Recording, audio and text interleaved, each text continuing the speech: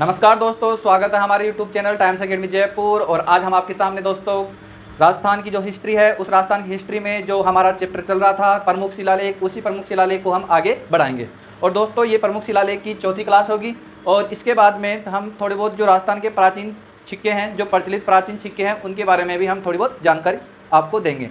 तो दोस्तों आप हमारे साथ में इस वीडियो में बने रहे, क्योंकि इस वीडियो में सबसे इम्पोर्टेंट बात होने वाली है वो है आज राजस्थान के प्राचीन सिक्के, जिनके एक या दो क्वेश्चन या लगभग एक क्वेश्चन तो हर एग्जाम में बनता ही है। तो दोस्तों आप हमारे साथ में इस वीडियो में लास्ट तक बने रहे। और अभी तक हमारा चैनल सब्सक्राइब नहीं किया है तो हमारा चैनल है टाइम्स अकेडमी जयपुर, और इस चैनल को आप ज़्यादा से ज़्यादा सब्सक्राइब करो। ठीक है दोस्तों, चलते हैं हम हमारे चैप्टर की तरफ। तो हमारा चैप्टर क्या है दोस्तों? प्रमुख शिलालेख। जो हमने अब तक पढ़ा है दोस्तों, उसमें क्या क्या पढ़ा है, तो अब आज पढ़ेंगे हम आगे। तो दोस्तों हमने अब तक 15 प्रकार के जो शिलालेख हैं, वो 15 प्रकार के शिलालेखों का हमने अध्ययन कर लिया है दोस्तों। और आज हम करेंगे 16 नंबर का। और जो 16 नंबर का जो शिलालेख है दोस्तों, वो सबसे प्रमुख है। तो 16 नंबर का जो शिलालेख क्या है दोस्तों, वो है हमारा सांबर शिलालेख। क्या है दोस्तों? सांबर का शिलालेख। तो देखो यहाँ पे, तो यहाँ पे हो गया सांभर शिलालेख। नाम से ही पता चल रहा है दोस्तों कहाँ का है दोस्तों ये। तो सांबर शिलालेख कहाँ का है? जयपुर का। और जयपुर में कहाँ पे? सांबर की झील के पास। ठीक है दोस्तों, इतना सा ध्यान रखना है।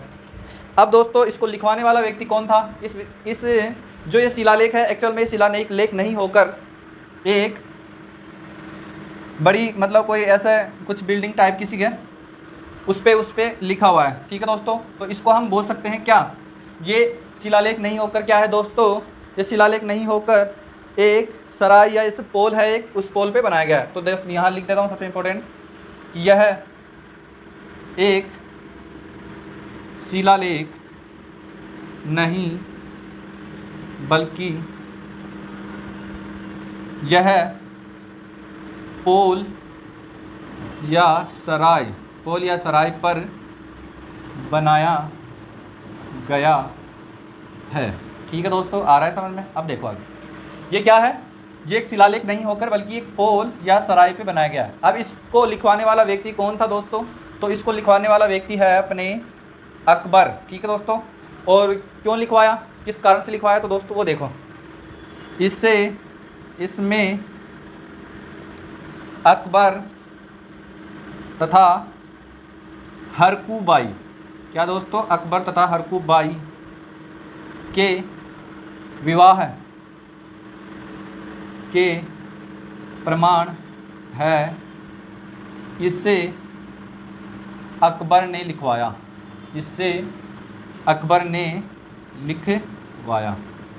ये है अपना, इसे अकबर ने लिखवाया। अब दोस्तों इसका जीर्णोद्वार किसने करवाया था? अकबर का बेटा जिसका नाम है जहांगीर। तो जहांगीर ने इसका क्या करवाया था? जीर्णोद्वार। तो इस शिलालेख का या इस जो पोल पे या सराय पे लिखा हुआ है दोस्तों, तो इसका जीर्णोद्वार किसने करवाया दोस्तों? जहांगीर ने करवाया। जहांगीर ने करवाया।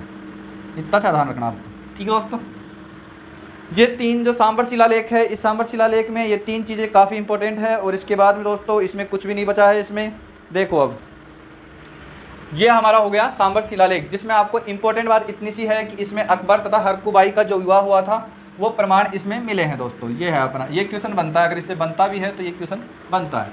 और कुछ भी नहीं बनता इससे, ऐसा नहीं आएगा कि इसका जीर्णोद्वार किसने करवाया वगैरह, इतना सा बनता है अकबर व हरकूबाई का विवाह किस शिलालेख में बताया गया है, तो ये शिलालेख है अपना सांबर।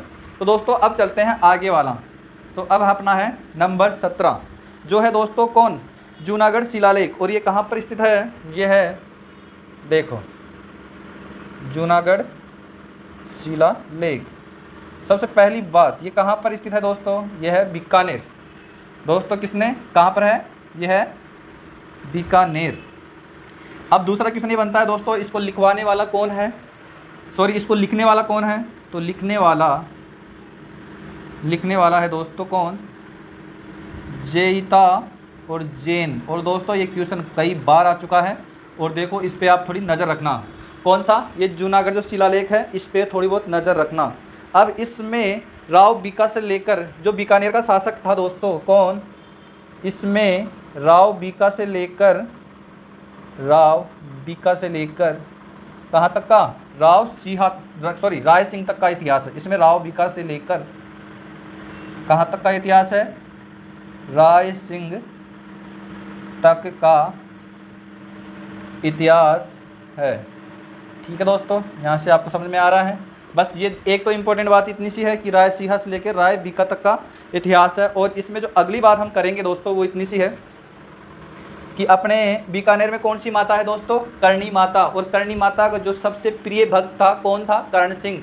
तो इस शिलालेख में ये बात बताई गई है कि जो कर्ण सिंह है वो करणी माता का सबसे प्रिय भक्त था। तो यहाँ लिखता हूँ मैं, इसमें कर्ण सिंह को क्या बताया गया है? कर्ण सिंह को करणी माता का प्रिय भक्त बताया गया है। क्या दोस्तों? प्रिय भक्त बताया गया है। आ रही है बात समझ में? ये कंप्लीट है काम। यहाँ तक आप फटाफट इसको, बस ये बात भी अगर क्वेश्चन इसमें बनता है तो ये वाला बनता है।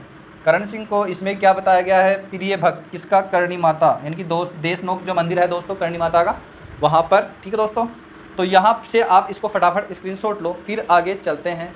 अगला जो हम पढ़ने वाले हैं दोस्तों वो है बिट्ठू शिलालेख। और बिट्ठू शिलालेख में क्या है दोस्तों? इतनी सी बात है कि जो राठौड़ है उसके राठौड़ों के बारे में बताया गया है दोस्तों। ठीक है तो राव सिंहा से संबंधित है वो पूरा का पूरा। ठीक है दोस्तों, अब चलते हैं बिट्ठू शिलालेख के बारे में। तो अपना है नेक्स्ट 17 नंबर हो चुके हैं, अब 18 देखो आप। 18वां नंबर का अपना क्या है? बिट्ठू शिलालेख। और है कहाँ पर दोस्तों? ये है बिट्ठू गांव में। बिट्ठू गांव कहाँ पर है? पाली में। दोस्तों ये शिलालेख जो है वो राव सिंहा से संबंधित है। ठीक है दोस्तों, और राव सिंहा से संबंधित है। और राव सिंहा कौन है दोस्तों? राव सिंहा जो है वो वहाँ के शासक थे। और सबसे मेन बात तो ये है राठौड़ों का आदि पुरुष भी था। ठीक है दोस्तों, तो अपना जो अब है 18वां नंबर का, 18वां नंबर का है दोस्तों बिट्ठू गांव शिलालेख। क्या दोस्तों? बिट्ठू गांव शिलालेख किस प्रकार से इम्पोर्टेंट है? तो बिट्ठू गांव में मिलेगा। तो यहाँ मेन इंपॉर्टेंट बात तो लिख दूँ मैं, कहाँ पर स्थित है? पाली में। अब जो राव सिंहा है दोस्तों उससे संबंधित है। और इसके अनुसार क्या है? इसके अनुसार राठौड़ों का आदि पुरुष राव सिंहा है। तो यहाँ लिख देता हूँ, यह है राव सिंहा। क्या दोस्तों? राव सिंहा से संबंधित है। और दोस्तों नई बात, राव सिंहा जो है वो राठौड़ों का आदि पुरुष है। किसका? राव सिंहा जो है वो राठौड़ों का आदि पुरुष है। तो यहाँ लिखता हूँ मैं, राव सिंहा राठौड़ों का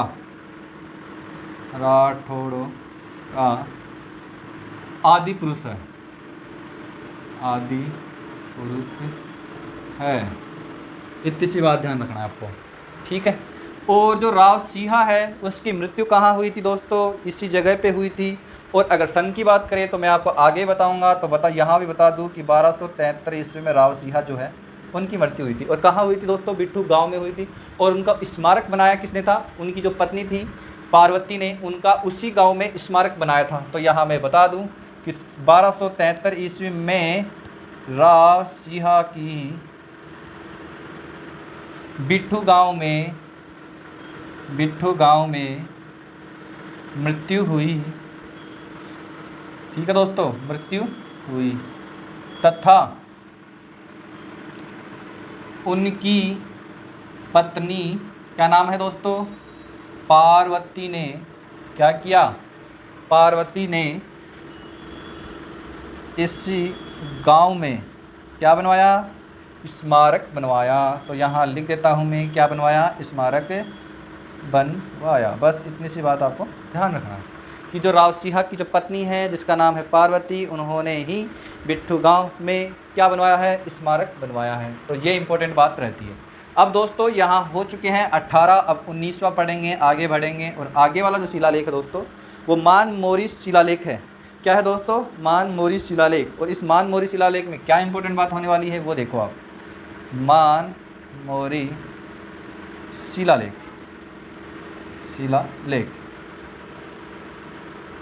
तो दोस्तों ये जो शिलालेख है वो किससे रिलेटेड है? सबसे मेन बात तो ये है, जो शासक कौन है इसी में दिख रहा है अपन को, कौन है, मान मौर्य। तो मान मौर्य के काल में इस शिलालेख को विजयादित्य ने लिखवाया। क्या दोस्तों, मान मौर्य के काल में इस शिलालेख को किसने लिखवाया दोस्तों, विजयादित्य ने। इस शिलालेख को किसने लिखवाया, विजयादित्य ने लिखवाया। ठीक है दोस्तों, यहाँ हम याद रखेंगे विजयादित्य ने लिखवाया। अब चलते हैं आगे की तरफ। इस शिलालेख में दोस्तों चित्तौड़गढ़ के बारे में भी कुछ फैक्ट बताया गया है। चित्तौड़गढ़ इस प्रकार से दोस्तों कि चित्तौड़गढ़ का जो निर्माण है वो चित्रांगद मौर्य ने करवाया। इस शिलालेख के अनुसार देखो, इस शिलालेख के अनुसार क्या है, शिलालेख के अनुसार जो चित्तौड़गढ़ है, चित्तौड़गढ़ का निर्माण यहाँ लिख देता हूँ मैं, चित्तौड़गढ़ का निर्माण किसने करवाया, चित्रांगद मौर्य ने करवाया। का निर्माण चित्रांगद मौर्य ने करवाया। ये एक इम्पोर्टेंट बात और थी। और इसमें काल भोज और दोस्तों काल भोज और मान मौर्य के बीच में जो युद्ध हुआ था उसकी भी जानकारी है। तो इसमें एक बात और इतनी सी है कि इसमें काल भोज व मान मौर्य के बीच युद्ध की जानकारी मिलती है। युद्ध की जानकारी भी मिलती है। ठीक है दोस्तों, आ रहा है यहाँ तक समझ में एकदम ढंग से। अब इसको आप ये जो मान मौर्य शिलालेख है दोस्तों, इसमें एक छोटी सी बात और है। इसमें अमृत जो मंथन हुआ था, उस अमृत मंथन का भी यहाँ पे क्या है, थोड़ा बहुत बताया गया। उस अमृत मंथन के बारे में बताया गया। देखो इसमें इसका क्वेश्चन आ सकता है। देखो इसमें अमृत मंथन के बारे में बताया गया है। अमृत मंथन के बारे में बताया गया। ठीक है दोस्तों, अमृत मंथन के बारे में बताया गया है। बस इतनी सी बात ध्यान रखना है आपको और ये कंप्लीट होता है। दो इंपॉर्टेंट मैं बताऊँ, इंपॉर्टेंट क्या है, एक तो अमृत मंथन है जिससे क्वेश्चन आ सकता है कि अमृत मंथन जो है उसका वर्णन किस शिलालेख में है, तो मान मौर्य हो गया। ठीक है दोस्तों, एक इसमें इतनी सी बात है कि जो ये है ना अपना काल भोज व मान मौर्य के बीच में जो युद्ध हुआ है, काल भोज व मान मौर्य के बीच में जो युद्ध हुआ है दोस्तों, उस युद्ध की जानकारी हमें मान मौर्य शिलालेख में मिली है। ठीक है दोस्तों, ये दो इंपॉर्टेंट क्वेश्चन हो सकते हैं। इसको फटाफट स्क्रीनशॉट लो और फिर चलते हैं आगे। तो दोस्तों अपना जो ये है अपना मतलब ये जो शिलालेख का चैप्टर है दोस्तों, वो तो यहीं समाप्त होता है। जो इंपॉर्टेंट शिलालेख है दोस्तों वो यहीं तक है। अब हम पढ़ेंगे आगे जो कॉइन्स है, जो प्राचीन सिक्के हैं उनके बारे में पढ़ेंगे। तो अब देखते हैं, अब चलते हैं आगे। तो आप इसका स्क्रीनशॉट लो फटाफट, फिर चलते हैं, मिलते हैं नेक्स्ट में।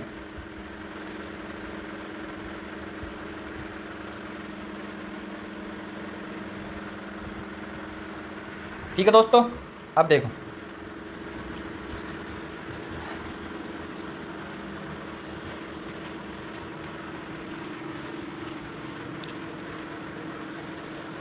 दोस्तों, अब जो हम पढ़ेंगे, एक पहले तो मैं शिलालेख के बारे में एक छोटी सी जानकारी दे दूं कि जो शिलालेख है उनका संरक्षण कैसे होता है, कहाँ होता है, उसके लिए क्या संस्था खोली गई है, उसकी पूरी जानकारी में यहाँ पे वहाँ से कभी कभार क्वेश्चन आ जाता है। तो उसकी एक छोटी सी जानकारी ले लो कि शिलालेख जो है उनके संरक्षण के लिए क्या बनाया गया है। देखो अलग से एक लिख लेना आप, शिलालेखों, देखो शिलालेखों की खोज,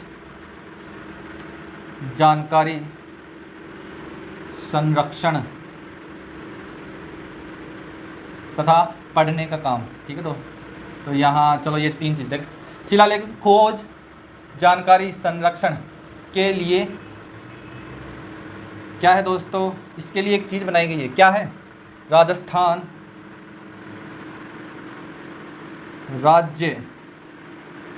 राज्य अभिलेखागार। क्या दोस्तों, अभिलेखागार।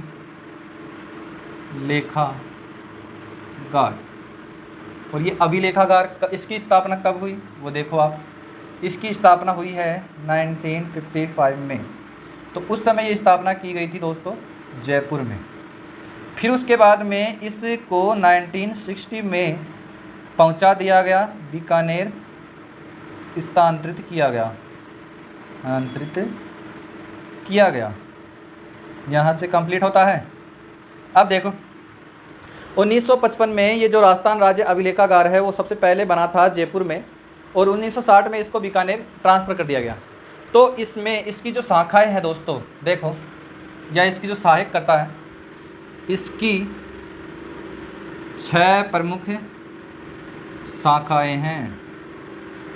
ठीक है दोस्तों, अब वो कहाँ कहाँ हैं तो नंबर 1 देखो, जयपुर में शाखा खुल गई, अलवर में, भरतपुर में, ठीक है दोस्तों, चौथा है बीकानेर में, और 5वां है दोस्तों जोधपुर में, और छठा कहाँ है दोस्तों कोटा में। तो राजस्थान राज्य अभिलेखागार की जो 6 प्रमुख शाखाएं हैं दोस्तों, उसमें जयपुर, अलवर, भरतपुर, बीकानेर, जोधपुर और कोटा, ये 6 जो शाखाएं हैं दोस्तों वो यहाँ पे खोल दी गई है। ठीक है दोस्तों, तो अब इसको आप एक छोटी सी जानकारी थी, इसको आप फटाफट लिख लेना। अभी तो इस हाल फिलहाल के लिए आप इसका स्क्रीनशॉट लो, यानी साथ के साथ में दोस्तों आप इसको लिख लिया करो, जिससे कि टाइम वेस्ट नहीं होगा। इसका स्क्रीनशॉट लो फटाफट, फिर चलते हैं प्रचलित सिक्कों के बारे में कि कौन सी जगह के कहाँ के सिक्के हैं दोस्तों। ठीक है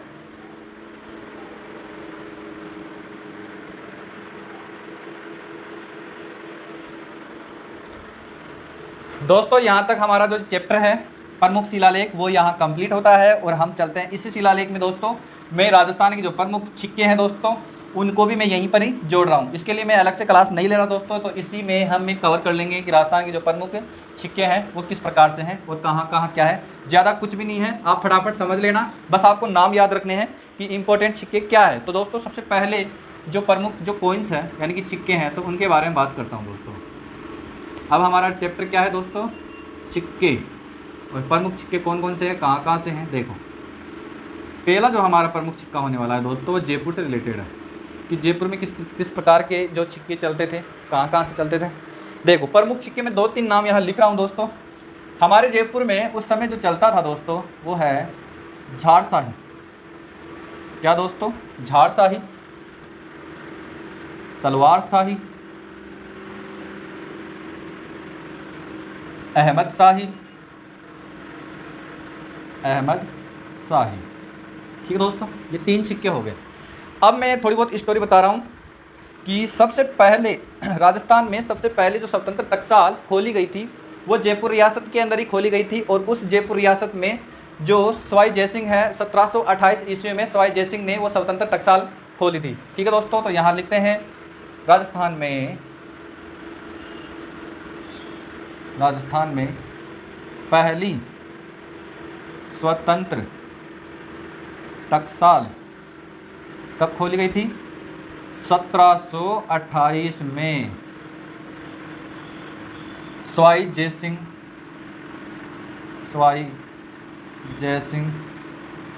के शासनकाल में खोली गई,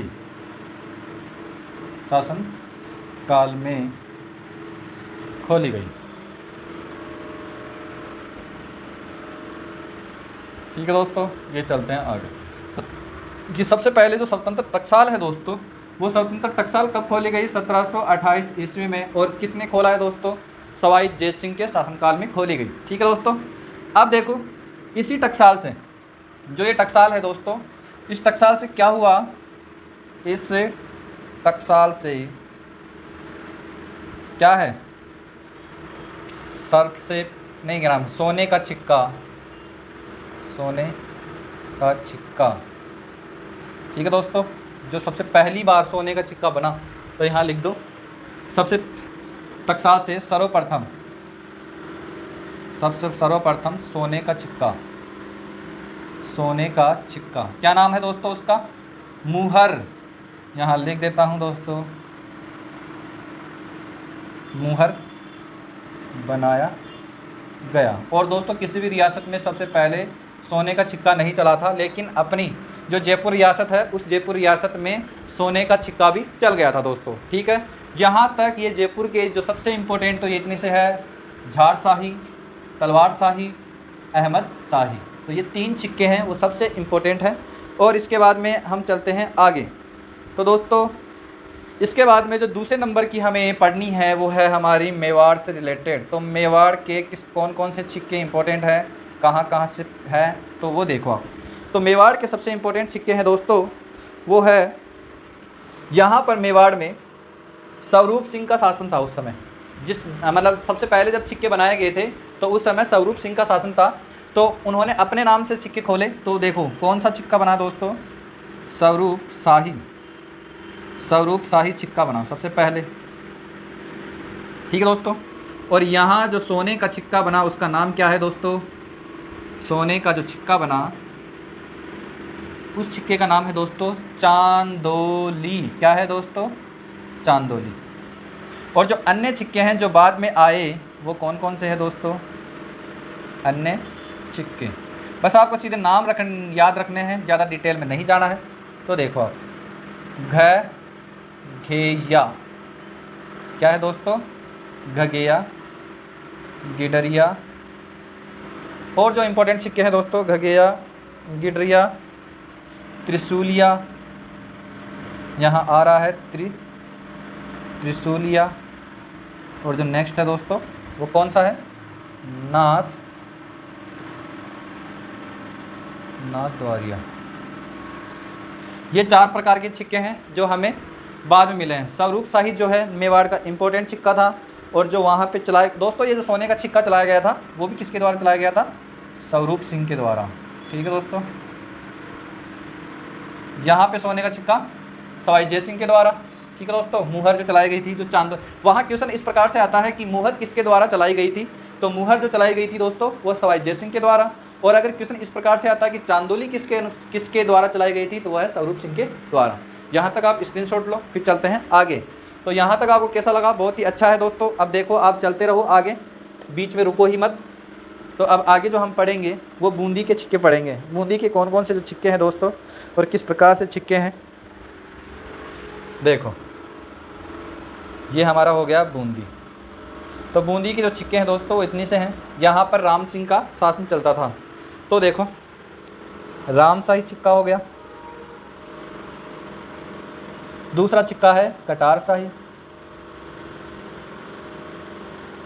तीसरा है चेहरे शाही। ये 3 सिक्के तो है दोस्तों तांबे के, तो यहाँ लिख दूँ मैं, ये तो तांबे के सिक्के हैं। और एक था हाला, ये कौन सा सिक्का था दोस्तों, ये था चांदी का। ये और ये जो सिक्के चलाए गए थे दोस्तों राम सिंह के द्वारा चलाए गए थे। बस इतना सा याद रखना, यहाँ पर जो है रामशाही, कटार शाही, चेहरे शाही, ये है रामशाही, कटार शाही, चेहरे शाही और हाला। ये सबसे पहले ये जो 3 सिक्के थे ये तांबे के थे, और ये हाला जो है दोस्तों वो किसका है, वो चांदी का सिक्का था। अब फटाफट यहाँ से आप एक बार स्क्रीनशॉट लो, फिर मैं चलते हैं आगे की तरफ। आगे मैं सबके नाम लिखाऊंगा और उसके आगे क्या लिखाऊंगा, सिक्के बताऊंगा कि किस में कौन सा सिक्का चलता था। दोस्तों यहाँ तक तो आपको बहुत ही अच्छा लगा होगा। अब देखते हैं, चलते हैं आगे।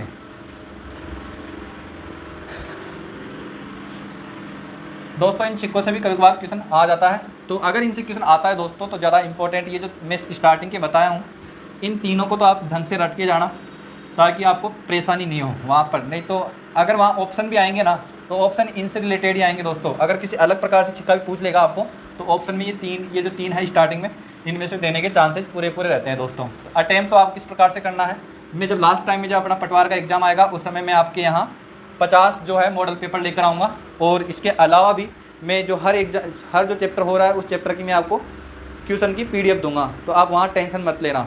3 प्रकार के हो गए दोस्तों। अब देखो आप फटाफट 4, डूंगरपुर में किस प्रकार का सिक्का चलता था दोस्तों, तो हमें याद रखना है, डूंगर से याद रखना है हमें क्या, उदय, ठीक है दोस्तों। यहाँ उदय शाही। बांसवाड़ा में दोस्तों, बांसवाड़ा में लक्ष्मण शाही। तो इस प्रकार देखो डूंगर याद भी मैं आपको साथ साथ में करवाता जा रहा हूँ दोस्तों। डूंगरपुर है उसमें उदय शाही हो गया, और बांस पे चढ़ा कौन, लक्ष्मण, तो लक्ष्मण शाही हो गया। अब है प्रतापगढ़, प्रताप को करो सलाम, तो दोस्तों प्रतापगढ़ में क्या हो जाएगा, सालिम शाही। आपको याद होते रहेंगे, मैं ट्रिक बता रहा हूँ उस हिसाब से आप याद रखना। प्रताप को करो सलाम। डूंगर पे चढ़ता कौन है, उदय। बांस पे कौन चढ़ा, लक्ष्मण। और प्रताप को हमें करना है सलाम। इसके बाद में सिर पर रखना है डब्बा, तो सिरोही से क्या हो जाएगा, डब्बू शाही। तो सिर पे रखना है हमें डब्बा, तो क्या हो जाएगा दोस्तों, डब्बू शाही। याद हो रहा है दोस्तों, मैं भी इस प्रकार से याद किया था कि सिर पर हमें रखना है डब्बा। इसके बाद में दोस्तों जो आगे है हमारा वो धौलपुर में, तो ढोल बजाओ तमंचा बजाओ, तो उस प्रकार से है दोस्तों धौलपुर। ये हो गया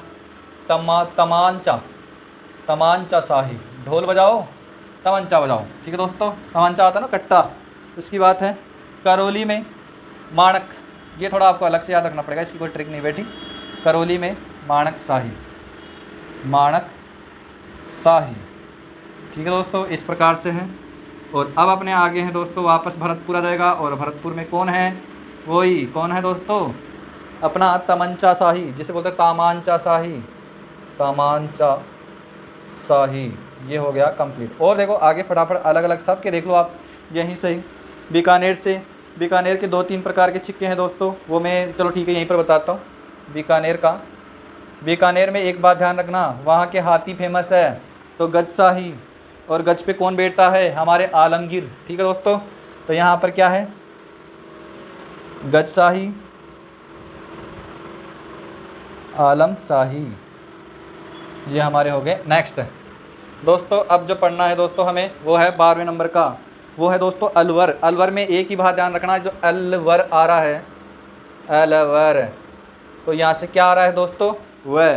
तो वह से हमें याद रखना है राव। इस र को आगे ले आओ, इसको पीछे ले जाओ, एक्सचेंज कर दो इनको, तो रवनी राव, तो क्या हो जाएगा, राव शाही, ठीक है दोस्तों।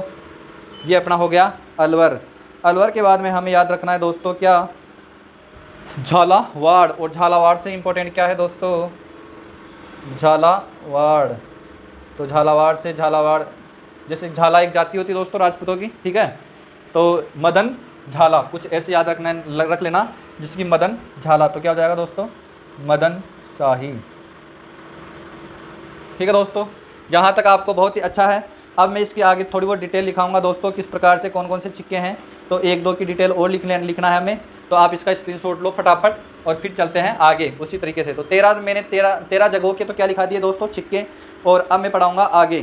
तो दोस्तों एक मेड़ता सिटी का भी आप लिख लो, तो जो मेड़ता है वो भी यहीं की यहीं लिख लो, मेड़ता। और मेड़ता कहाँ की है दोस्तों, इक्ती संदा, क्या है दोस्तों, इक्ती संदा। तो इस प्रकार से हमने ये सिक्के यहाँ पर ध्यान रखना है। अब देखना है हमें आगे किस प्रकार से कौन से सिक्के हैं दोस्तों आगे जो हम पढ़ेंगे वो पढ़ेंगे हमारा कौन सा है, अब हम पढ़ेंगे जोधपुर के सिक्के। तो जोधपुर के किस प्रकार से इंपॉर्टेंट सिक्के हैं वो देखो आप। तो यहाँ पर 13 अब 15 पढ़ेंगे दोस्तों, ये है जोधपुर। अब देखो, तो मैं पहले यहाँ बता दूँ नॉर्मली कौन कौन से सिक्के हैं जोधपुर में। एक तो है विजय शाही, ठीक है दोस्तों। एक है डेर शाही, और एक है दोस्तों भीम शाही, मंथन शाही। क्या है दोस्तों, 4 प्रकार के मैंने सिक्के लिखे हैं, भीम शाही, मंथन शाही, ठीक है। जोधपुर में एक क्षेत्र है सोजत पाली, तो वहाँ से ललूलिया प्रकार का सिक्का बनता था दोस्तों, प्रचलित था। तो जोधपुर में मारवाड़ पूरा है, तो उसमें देखो आप, मारवाड़ में सोजत पाली से, क्या दोस्तों, सोजत पाली से कौन सा सिक्का, ललूलिया प्रकार का सिक्का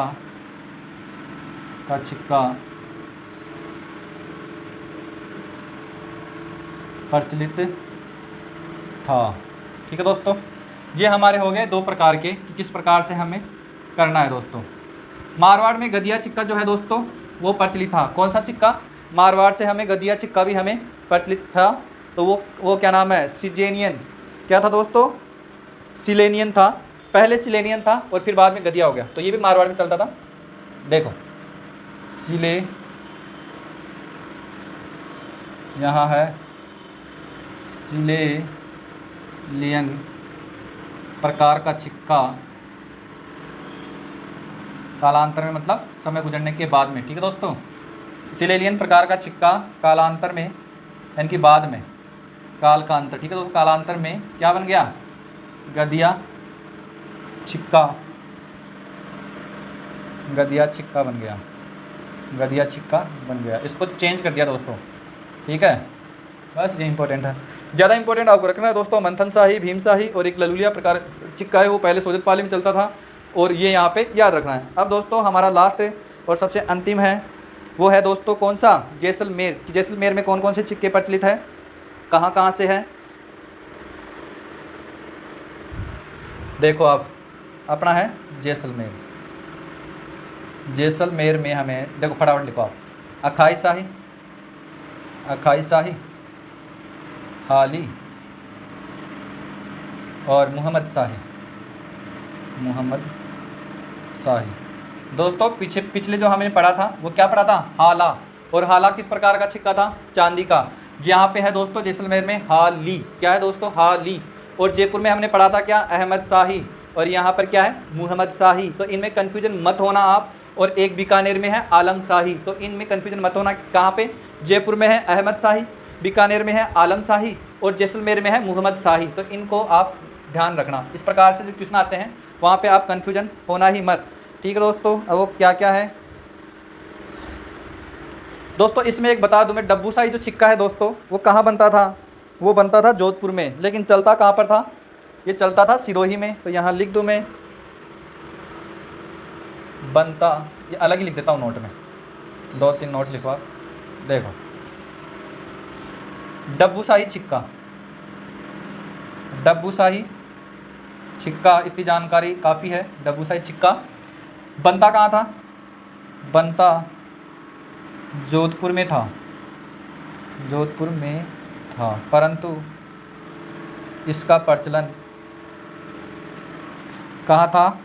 इसका प्रचलन था कहाँ पे? सिरोही में, सिरोही में था, सिरोही में था। अब इसके बाद में एक छोटा सा और है, इसमें कौन सा है दोस्तों? इसमें है एक इक्तिसंदा। इक्तिसंदा जो है दोस्तों कहाँ लिखा हुआ है? मेड़ता। मेड़ता में बनता जरूर था दोस्तों और वहाँ पर कुछ हद तक चलता भी था, लेकिन इसका जो ज़्यादा, जैसे ये मेड़ता है, ये भी नागौर में है दोस्तों।